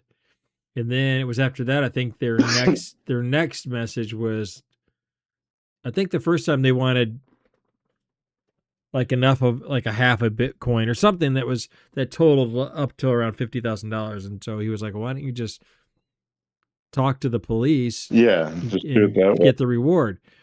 And then the next one was I think they wanted a full Bitcoin, so it was a little bit more. But then somebody else pointed out that like sometimes those rewards don't get paid. Yeah, and also that's a way of putting yourself into it in the police's eyes. Yeah, exactly. Like now they know you're involved. Investigation, you know. Yeah, that'd be my guess. Yeah, I mean the thing that's kind of weird to me though is, I mean, I guess you'd have to be careful because if you paid that, then how many other people are going to say, "Oh, that's a good idea. I'm going to also," you know what I mean? I'm going to send a note and fire up a random Bitcoin address. So I guess it's a dangerous game to play, but it seems like if you're Savannah Guthrie, 50 grand is not that much money to you. Sorry. So doesn't it seem like you would just be like, hey, why not? Let's just give it a shot. See what they tell us. And when they try to cash out that Bitcoin, maybe we'll catch them and figure out who it was and get our money back anyway. Because that's the other thing they were saying is like Bitcoin's not as anonymous as people think. Yeah, there's no way it can be. Yeah, because in fact, it's sort of the opposite of anonymous because there's like a ledger everywhere on the internet, apparently. Like that's the whole point behind Bitcoin. Yeah. So, everybody who ever touched it. Yeah. So I don't know. I don't know if you've ever had those like, where's my George been or whatever. See those dollars with a little stamp on it? Yep. Yeah, I've had some of those. You can type it into the website. Yeah. Well, duh. See where it's been. Yeah, but I put in somebody else's address because I don't want them to track me. Yeah. But, that's interesting, though, because, yeah, if you think about it, like, what they were saying was it's very hard to turn a Bitcoin into money without anyone knowing. Yeah. Because at some point you have to cash it out if you want to be able to spend it. And that, when you cash it out, there's going to be a record of that. Yeah, well, I mean, I guess not if you're smart. Maybe sometimes if you're driving through the city, yeah, it's like we buy Bitcoin for cash. Nobody's selling gold anymore. Right. Yeah. I'm just kidding. That's not a thing. Oh, I thought you were serious. I could totally believe that. No, it should be. I always see those little like pawn shops like we buy gold for cash. Right. Yeah. I think people take their stolen jewelry and stuff there, I'm guessing. Yeah, or if they're just hard up for money and they're like have, their grandmother's old ring or something. Yeah. Well, these places you say you just have your grandmother's old Bitcoin. I just Googled it for kicks and look what I found here, just so you know. Sell your Bitcoin for cash. See? Not as funny as you thought. Uh-oh. But it would be funny to see it like on signs and you're driving through downtown Detroit or downtown Denver or whatever. Yeah. Sell On the Bitcoins. pawn shop. It says like Bitcoins, Bitcoins, Bitcoins. You know, like you see those shops now, gold, gold, gold. Oh, yeah. There might even be someone waving a Bitcoin out front. Right. Check it out. Check it out, my man. Remember that scene in Dude, so this other case, yeah. Remember that This scene in other Coming case, to America and- when he's got his trench coat and he like opens it up and he's got all those gold like razors Oh, and yeah. all the stuff they had. Check it out, my man. Anyway. Anyway, what was the other case? You want to buy 15 Rolexes? Yeah. This other case reminds me of that movie Copland. I don't know if I saw that. So it's like from the early 90s or something. It had Sylvester Stallone and Ray Liotta and I've heard about it. I never saw it. Should I Harvey see that? Keitel. They're like, Is it worth watching? but yeah, it's all right. I don't know. I mean, Okay. I saw it 30 years ago. Okay, so I don't need to like as soon as we Copland. as soon as I get offline, I don't need to like jump over on the TV and look it up and watch it. I'm thinking hear Medusa. No. No. That wasn't exactly 2 thumbs up. And you look really bad, you know, early 90s kind of thing. Come on. You know, it's a movie. I mean, when you said 90s and Sylvester Stallone, that was pretty much all I needed to know. I mean, Well, it's not like he an did action he movie. did a This is him trying to be serious. Sylvester Stallone did a movie about Yeah. the competitive arm wrestling. No. Yeah. And I think that was Jean-Claude Van Damme. No, it was. Oh, was he in it too? Jean-Claude. He might have been in it too, but it was definitely Sylvester Stallone. It was called Oh, Over the yeah. Top. Okay, yeah. Over the remember Top, that I one. think was the name of it. He's like a trucker. Yeah. Yeah. Yeah.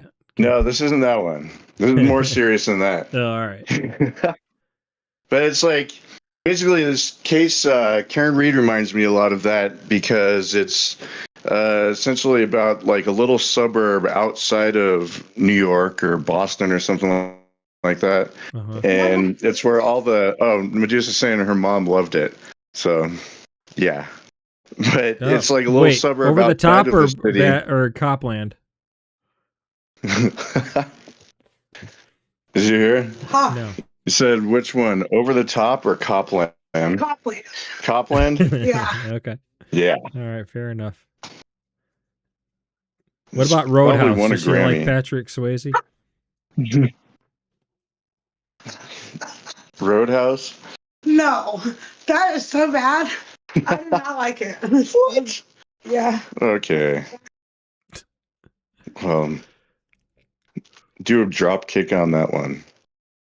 No, I missed a couple of James's comments. Let's see. It's not anonymous in the USA thanks to the KYC laws, but using banks in non-US friendly countries for non-US dollars can still work.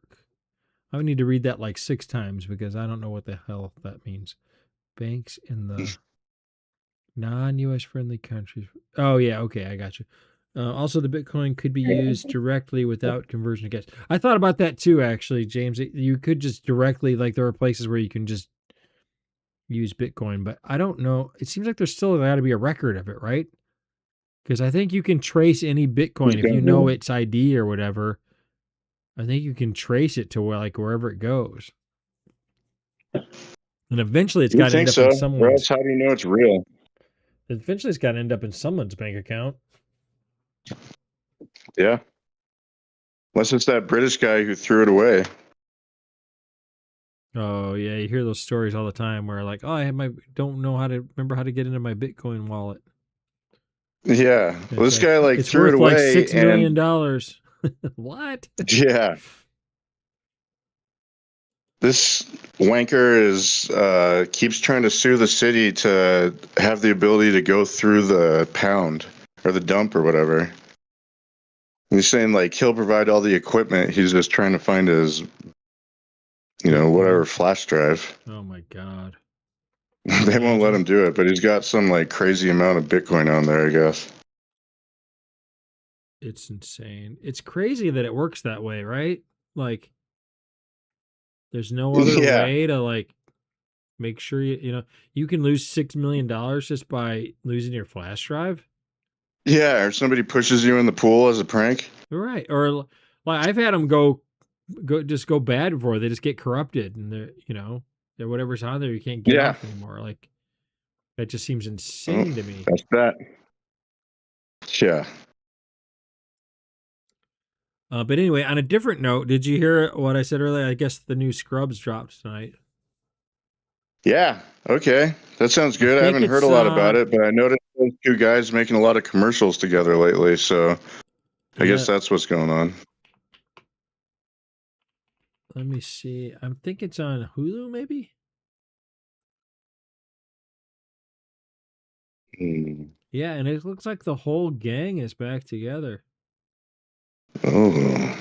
Because Dr. Cox is like the unsung hero of that show.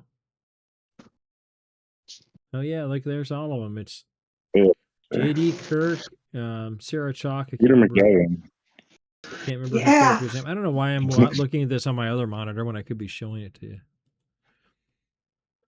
I think this guy over here is the creator. But Dr. Cox was hilarious. Oh, my God.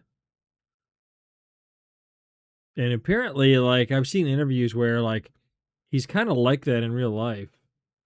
Like, they were all kind of a little bit scared of him. I mean, he's a nice guy, but he's, like, intense. Like, and don't mess up the scene because he doesn't want to have to do it again.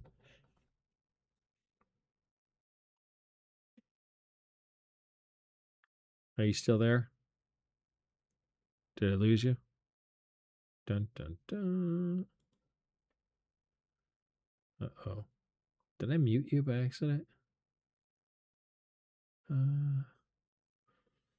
Think so.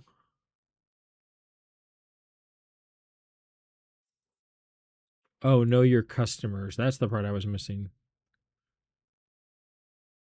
Oh. So it's not anonymous in the U.S. thanks to the know your customer laws. Yeah, I don't think they ever wanted it to be. I say they in the conspiratorial sense, like the government, Big Brother. They always want like that. I think they were always threatened by Bitcoin.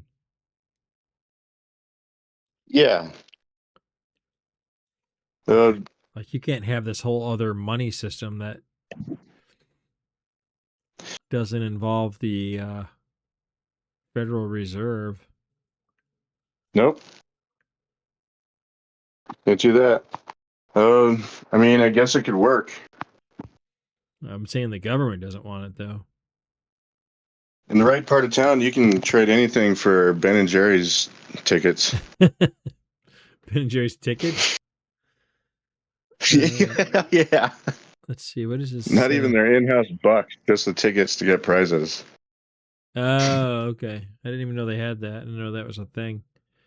The in-district pushback has to be willing to work with authorities requesting the info. If they deliver untraceable cash or precious metals with no record kept for a fee, usually a percentage of the transaction, it will become an international issue up to the other country to deal with. Well, James, it sounds like you know way more about this than I do, but I thought because there's this ledger where you have to, like all Bitcoin transactions are basically tracked. I thought you could basically trace any Bitcoin. So if you ever cashed it out, you would know because somebody turned it into cash. There's no fighting in the U.S. petrodollar. Yeah, exactly. There's no fighting. Yeah, no fighting in the U.S. petrodollar. Yeah, the first rule about the U.S. petrodollar is don't talk about U.S. petrodollar. But weren't a bunch of countries supposed to be going off of that real soon, or already did? Because they were saying like the U.S. dollar could be in real danger of collapsing because that's sort of what we use to hold over everyone's head. But Well, it's anyway, beginning again. what's that? On that note, Yeah, on that note, we're gonna go spend some US dollar at the store before they close. Good call. Yeah, I'm gonna go ahead and shut her down because it's 11:30 here and I'm tired. I worked all day today. But I'll Oof. pick another topic and then we'll dive deep into that one. Maybe what I'll do is I'll pick another Karen Reed topic, but one that makes her look guilty. Oh yeah. So we can just keep this ping pong thing going. Sounds good. We really appreciated you really like kind of going over it and explaining it like we're 5 just to We need it. yeah, we No, need it's it. not like you're 5, but it's just there's so much to it. Like if you ever want to like just chill on the couch and watch something interesting, throw on I think it's on Netflix. I think it's called A Body in the Snow. Oh, I think we did watch that We one. didn't watch it. Oh, Yeah. you did? Okay. I think that one is in between the trials though. So Yeah. obviously more stuff came out since then, but and Yeah, then the more video that I stuff showed you guys today, that's some of that stuff, like that video of the 2 cars driving together is fresh stuff. Like that was gotten because of one of the people that follows the case. She's a lawyer and she filed a Freedom of Information Act request. And that's where a bunch of that stuff came out. Like all the dash cam video got released. Yeah. Those videos, all kinds of stuff. So anyway. Yeah, it kind of makes a difference. Yeah. So anyway,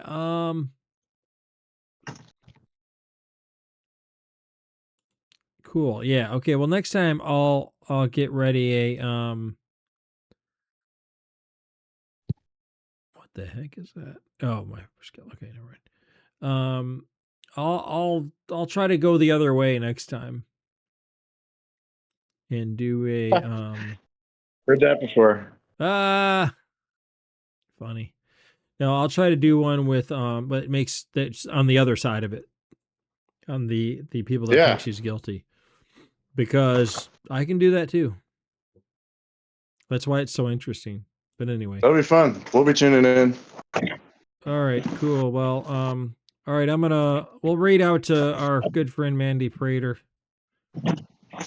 She will introduce or entertain everyone if you want to hang around. And Cuban, thanks for jumping on with me, man. Now that we know how to do this, we'll have to do this more. Yeah, it was awesome. Thanks, man. Cool. Night, everybody. Sweet dreams, Chairman. Good show. Night. Peace out. All right, I'm gonna hang Number up here, says, and then Benny signing out. you guys enjoy your trip to the store. We will. All right, I'm gonna hang up, and then I'll say bye on the chat or on the stream. Yeah. Adios. All right, that was the one and only Cuban Benny with his sidekick Medusa. But let's go ahead and why is this not coming up? What's going on here? Why does it say there's only one viewer? I know there's more than one of you out there. Let's see. You got the second window now. Close now so the road doesn't interfere. I don't know what you're talking about right now.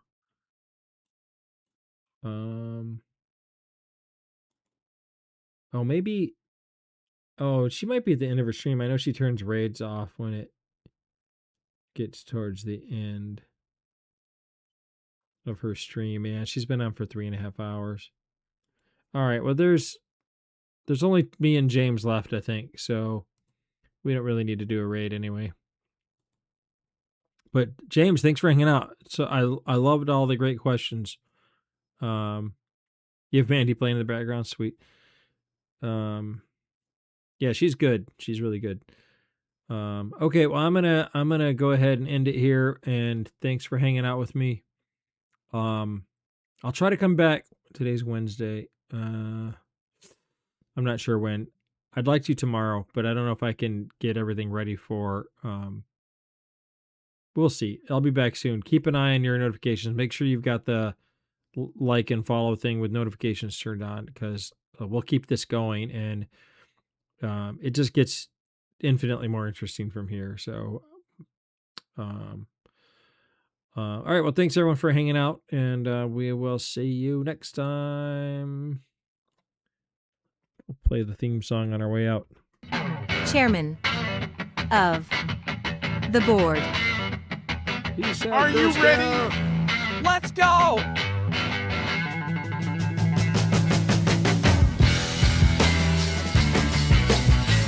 We're going on this one.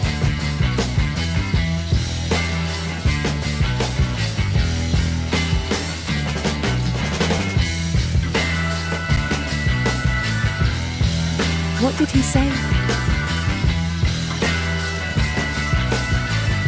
Now that's a hot take.